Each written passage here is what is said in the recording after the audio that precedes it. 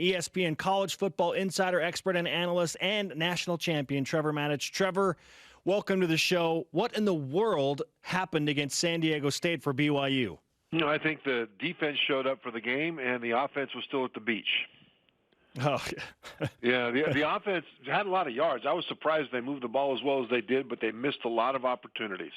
And you just look at the second half, right? Crunch time. They go into halftime down 7-3. They had 5 drives in the second half, 2 turnovers, 2 missed field goals, 1 punt. And that was the story of the game. There was a lot to break down in this, too. Defensively, BYU gave up 269 yards. That was a season low.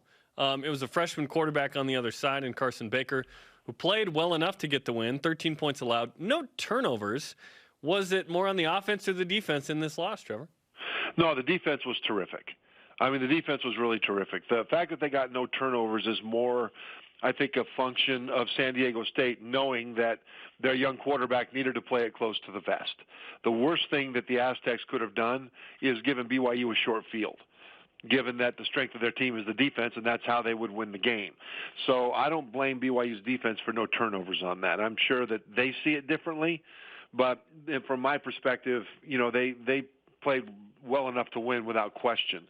The thing, and also we talk about the defense, there were 3 turnovers by the Cougars overall and a turnover on downs about midfield. And you know how many points San Diego State scored off of those 4 opportunities? 0, right? 0 points. So the Cougars defense did a really good job on that. It was the offense not able to capitalize on opportunities, and they weren't able to turn yards into points. It's another Matich Monday. BYU finishes the regular season with 7 wins and 5 losses. But was that most recent loss, Trevor, the worst loss of the bunch this season? Oh, no, heavens no. San Diego State's a really good team. I mean, they finished the regular season now 9-3, including this win. And they have one of the best defenses in the country, just flat out one of the best. I actually love watching Rocky Long's defenses just because of the things that they do that are risky, but just pedal to the metal. It's fun to watch. And BYU defense at their best do some things that are just as fun to watch.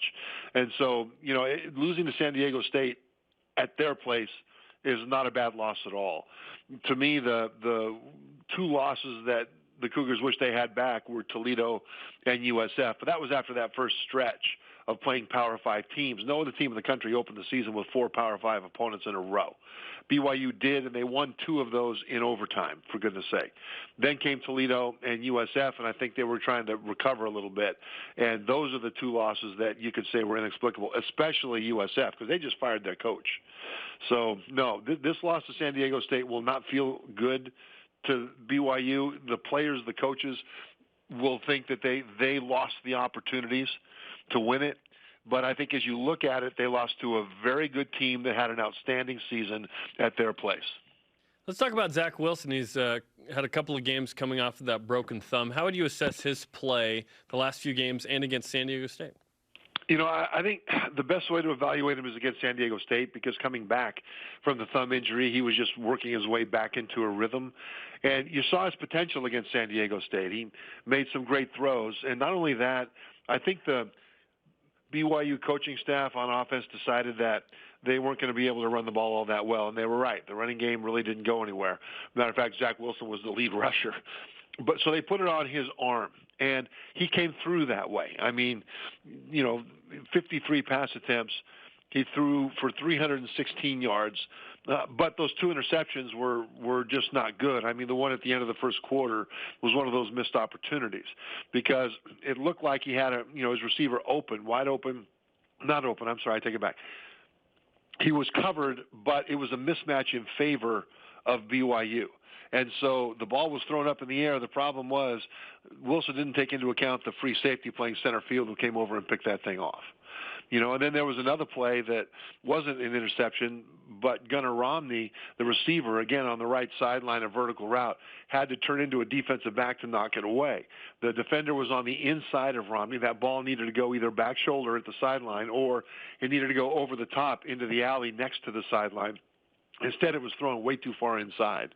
And so, those are opportunities that they missed or that they presented to the opposing team. And so Wilson has done some very, very good things. You can also see that he's got a lot of room to improve. And in some ways, that's a little scary for opponents because as well as he's played, he's not anywhere near his potential. ESPN's Trevor Matich with us on BYU Sports Nation. As we mentioned previously, Trevor, BYU finishes the season at 7-5. When you compare last season and this season with the bowl game yet to play, do you think BYU improved? I think they did. I really do. And I think there are two things especially that indicate that. One is the 2 wins in overtime against Tennessee and USC. That is a pivot point, I think, in Kalani Sitake's tenure here, and gives real belief to what he and his coaching staff are asking the players to do. That was phenomenal. The second thing is they now have a roster of young quarterbacks that look to elevate that position beyond what it's been in recent years. And Zach Wilson will have competition to keep that job going forward because Jaron Hall and Baylor Romney have shown that they're quality quarterbacks as well. And that competition will make everybody better. And I think because of those two things alone, this team has taken a step forward this year. BYU preparing for the Hawaii Bowl against a team from the Mountain West or the American Athletic Conference. Do you have a team you would love to see BYU play in that bowl game, Trevor? Hawaii would be the team I'd like to see. Just because it's an old rivalry, it's more likely to put people in the stands, and it'll be fun. That Hawaii offense, when it's clicking, is a thing to behold, and it'll require BYU to go back to the old days of the Holiday Bowl where they've got to put up points to win the game. So I think Hawaii would be a fun team. I think it'll be an American Conference team, if not Hawaii, and Hawaii would have to beat Boise State in order to not play in that game. But if it's the American has a bunch of good teams at the top, and that could be an interesting matchup as well. It could even be Navy. Who knows? Navy playing in the shadow of Pearl Harbor would be kind of awesome too. So, but overall, I think Hawaii would be the most traditionally fun game for BYU. Trevor, anytime a quarterback struggles at BYU, shocker, fans start to wonder, is it time for a guy like Baylor Romney to step in? And maybe Zach Wilson's thumb isn't 100%. What would you do in the quarterback situation for the bowl game moving forward? Well, I'd throw it open to competition. And I'd say whoever practiced better would be the guy that would start. And then I would let the other guys play a little bit if it's possible, depending on what the score is. But the reason I would do that is no disrespect to Zach Wilson. I think Zach Wilson has really shown a lot. He's done well. He's won a lot of games, and he's shown tremendous potential. But I think the position to elevate to the next level needs to be more throw on time to a spot and less see a guy and be a baller and drill the ball in there. And I'm not pointing a finger at Zach Wilson there. I'm just saying that all three of them, that's how to elevate the position. And I think there's a culture establishment piece in bowl practice where, you're trying to get the young guys ready to go, but you're also furthering the competition that you want to be the foundation of all of your practices. And I think if you put it open to competition that way, I think what you've got is a scenario where all three quarterbacks know that they have a chance, not just for this bowl game, but for next year. And that's important because a quarterback competition, not controversy, competition tells the rest of the team that there's the opportunity to play at your position too if you win the job in practice. So that's nothing to do with anti-Zach Wilson. I love Zach Wilson as a player.